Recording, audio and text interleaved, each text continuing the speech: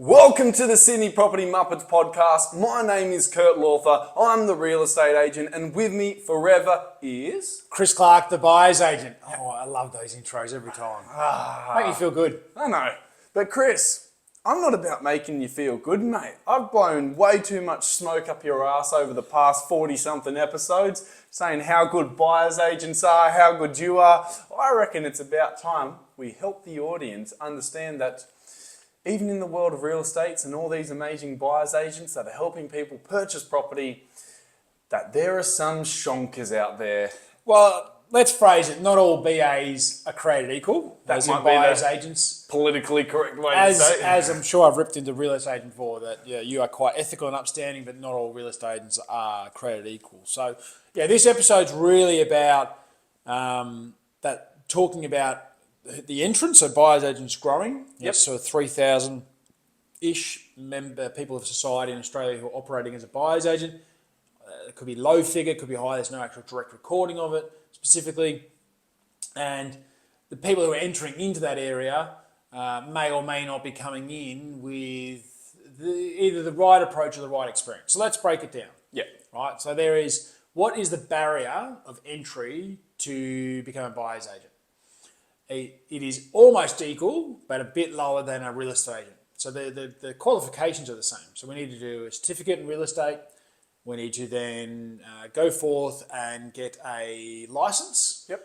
You need to get a first Class A license, Class 1 license, to be fully operational there. However, why I say it's a bit lower, because that's the same as a real estate agent effectively. Yep.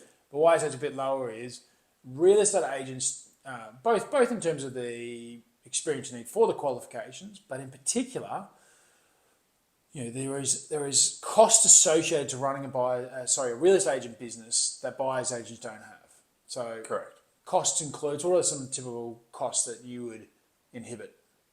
Just marketing, promotion for yourself. Promotion, billboards, physical billboards that are getting plonked in properties. If you're in a company, they've got trust account people. Well, they all have trust accounts, right? Whether you're property managing or you're selling. Yep. But if you wanted to be an effective agent in an effective team, you're paying individual people to specialise in that role.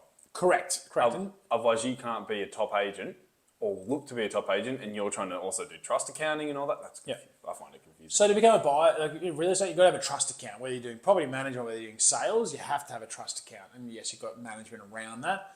But also there's the logistics of having that account, managing it, transaction coming in and out and so forth. Buyer's agents, guess what? None of that. The only money we ever see is the money that's paid to us directly from our clients. None of that is taken out of part of the purchase or the sale of the property.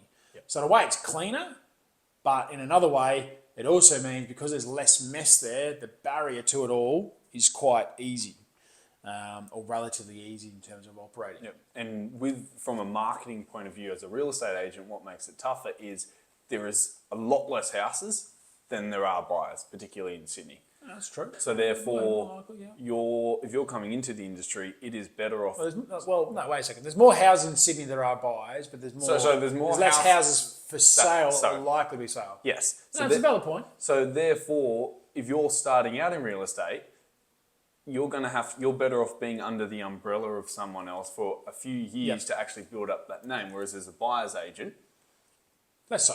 Yeah. It is less so. Yeah. And there's a lot of spruiking about becoming a buyer's agent. So people are always looking Isn't it like 3-day work weeks and only working 5 hours a day? And look, there's a lot of, both in this area and in finance and tech, you'll see a lot of quick rich scheme components. And buyer's agent does have a lot of marketing directed around it. So there's a lot of people there who go, I understand to become a buyer's agent, I can do this outside of my current work hours. I can hold a full-time job and do this in the evenings or on Saturdays. Other times talked about like I can do it part-time. I can do it 2 to 3 days a week. I can do it when I want to do it, not when I don't. Now, if I said to you as a real estate agent, and I will ask you now, what was your hours like yesterday? Yesterday, was up at 5 o'clock. Yep. Didn't leave the office until 12:30 the next day. Right. Okay. There was a 3-hour window in the middle, but there's a break there somewhere. But that's not untypical. Maybe you're probably doing more than most people, but it's pretty full on days, right? Full on. The missus definitely wish I was home a lot more.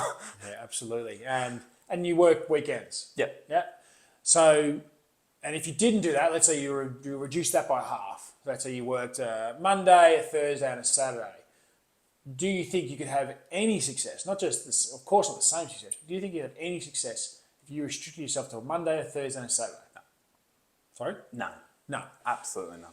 So, I agree. I think the same as for a buyer's agent, we would be equally unsuccessful if we worked 2 to 3 days a week. But there's a lot of marketing sprinkling. So people come in, they come from different walks of life. So they're barista, they've finished university studies, maybe graduate programs. Not quite happy in a midlife crisis that they're trying to be like, oh, what's something I want to sort of still start to enjoy my life, but something to... And even some people have retired, so they've had their corporate life all together. They've retired, they've always enjoyed property. They feel like it makes a lot of sense to them to come in and dive into this. But that's not always the best reason. It doesn't mean they're coming. Have they come in with property experience? No. And same as real estate. A lot of real estate agents don't come with property experience. But again, reiterating, quite often they would sit under somebody else for 12 months as a minimum. Minimum. I know some agents that have been under someone for 10 years and then they've finally gone out on their own, or like still with the same person, but sort of as their an own. agent, or they've gone on their own. That's when they've blossomed. But it takes hard work and time. Yeah, so when let's reframe this back. So if you're listening and watching this, great, thank you very much. But what's in this for you? We're trying to now dovetail into how do we educate people who are looking at buyer's agent, they're about to buy a property. What are some things they should be doing when they're assessing a buyer's agent? I might throw to you, I've got some points, but what do you think they should be looking at to try and qualify a buyer's agent? I think trying to find data points or research that is not biased towards the buyer's agent. Now, it's very tricky because unfortunately, unlike REA and Domain, there is a centralised system where there's... For real estate agents? For real estate agents, there's reviews from both the buyer and seller, and the real estate agents have no control over that. Yeah. They've got absolutely none. Give you a small snapshot. Every purchase we make, the agent automatically basically sends me, either for my client or for me to do a review in REA, and there must be a lot of pressure, I'm imagining, from REA or maybe the business itself to get a review done on each and every property transaction. Yep. There is? Yep. Yep. As a buyer's agent, guess what? No. There's just not that mechanism. So what do we have? Where would people see the results of a buyer's agent? So I think one thing, rock up to auctions. Yep, that's true. Yep. So going to auctions would probably be one, I think, the easiest way. Visible, you're seeing them in action. They've got other clients, they're bidding, you can see how well they're performing. Yeah, but you also could make sure they're participating. Yes. Because I know that the buyer's agents out there, and you think about it, it's a very easy, you're right, it's a great thought to go, yes, great, position yourself. But then you could position yourself with buyer's agent cards or uniform or something, not bidding, but people perceive you to be in the knowledge. Yep. And you're vulnerable because you might have bid yourself at the auction, you miss out, and then the buyer's agent think, oh, I can do this. You don't know just because they were standing at an auction that they were actually engaged or they were actually... So make sure they are bidding, they're participating. Small detail. But once again, as the buyer's agents industry is relatively new and trying to capture or... It's tough. Yeah, it's tough because guess what? I've got my website, talks through my sales. I've got my social media, LinkedIn, TikTok, Facebook, talking about them all. Now, they're all genuine. There's none on there that aren't genuine. But I could have easily done all of them ungenuine. I could start tomorrow and say I've been around for 3 years and here are a list of photos of properties I purchased that I've never been part of. So here's another good one. Go on. Speak to real estate agents. Yep. I agree. Genuinely. Now, be careful. Sometimes some agents will have some kickbacks. However, if an agent would generally be like, if you ask, can you recommend 3 to 5 buyer's agents that I should look out for? Yeah. I think you just touched on a really great point. Talk about the kickback. So what does that mean? If a real estate agent refers a client to a buyer's agent, they can earn sort of circa 10 to 20% of what the buyer's agent makes. But you can ask that agent when he or she gives you a recommendation, because you listen to this podcast and you're watching, great. You're going to go on this. you'd say the agent, not Kurt, but you say, who could you recommend? And they give you 2 or 3 names. And then you could directly ask them, do you receive any commission back from that? Legally, they have to tell you. Yes. Now, the ethics might be a question if they don't. But I think most will be like, yes, I do. And some actually will be like, great. They go, no, I don't. Yep. The thing also to take into account as well, even when it comes to mortgage brokers or anyone receiving a kickback, is generally as though they're going to refer someone they trust and like. So if a real estate agent is saying that, because at the end of the day, An extension themselves. Yeah, if I give a dodgy referral, it looks bad on me. Correct. Yeah, So- they're not just doing it for that, but it's still good for you as a buyer. To be And as a aware, seller, yes. if you happen to get in this scenario, good for you to be aware. And look, I use REI, New South Wales contracts. That's another really good point. If you're using a buyer's agent and they're sending you a contract that's just written on a piece of paper, that's I think, well, I know in Brisbane and in New South Wales, it's probably the same in other states, that's basically illegal. They have to be using the registered regulatory body contracts. And on each of those contracts that are regulation, there's literally a box to say, has anybody else taken a cut of the deal here from any introductions and whatever? And you have to have them listed. Yep.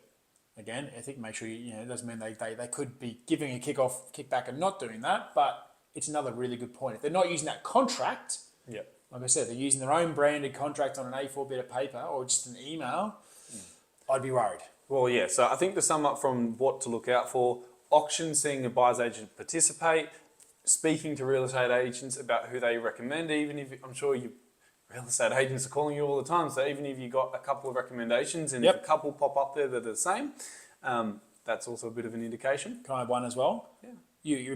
This is Sydney focused, right? There's a good chance, hopefully, maybe not everybody, but let's say 95% of people here, and if it's not you, sorry, are based in Sydney or been in Sydney or know Sydney.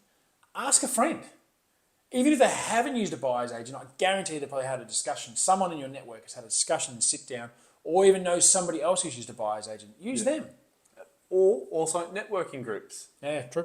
And when I mean by that, often businesses meet up, try and just type in business networking group, whatever suburb. Generally, there might be something. Go to there and if you just... Usually some qualification. They're usually going through some rigor to be part of that association. So there's ways and means to find out. It's been fun. Yeah.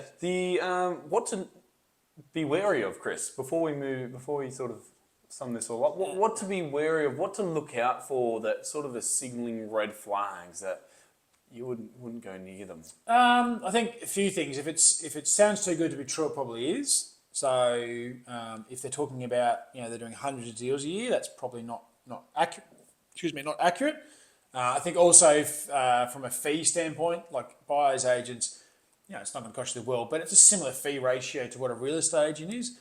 And if they're talking about figures of $1,000 or something around these sort of numbers, it's unlikely they're doing a thorough job for you. And I think a big one, there's no retainer fee for the buyer's agent. Oh, yeah. Now, usually the retainer fee is quite small, but like a real estate agent, the buyer's agent doesn't get paid generally until there is success. Yep. And if it happens to take 4 to 5 months, generally buyer's agents purchase 4 to 8 weeks. But if the buyer's not quite clear, or it just hasn't worked out, maybe it takes 2 months, 3 months, the buyer's agent is not getting paid and they still need to be able to cover their cost for fuel, travelling around. Yeah. So there's also not a small retainer fee in there.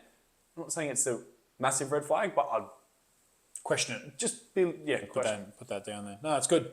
All right, I think that nicely or really sums it up. That's been a good episode. Thank you. Now you're going to hit me with something now. I think this is a bit of fun. So usually we do 3 quick cues, but you tossed up multiple choice last. I did. Yeah, you did. Yeah, I did. And then I've come up with. I'm going to provide you with 3 different quotes from songs. I'm going to provide you 3 artists, and you need to match. Okay, give me the artist first. So the artist is Ed Sheeran. Okay. Bruno Mars. Oh yeah. And Bryan Adams. Oh God. Okay. Okay. So the first quote is, now obviously I'm going to speed read it, not sing it, is, I know that life can be a little tough, but you know that ain't enough for you to throw your hands up in the air and just give up like you don't care. Okay. Quote number 2, you're the greatest thing that ever happened to me. Life and love, true memories. Okay. And number 3 is, it's just that I'm a mess when you look inside my eyes. 4 minutes timed, I got to call you mine. If only I remember to swallow my pride, then I get the privilege to call you mine. Oh my God, I've got no idea. I've got genuine no idea. So I'm going to go, first one was Bryan Adams. Okay, Brian. Correct? Or not? Oh, You can tell me now. Come on. no.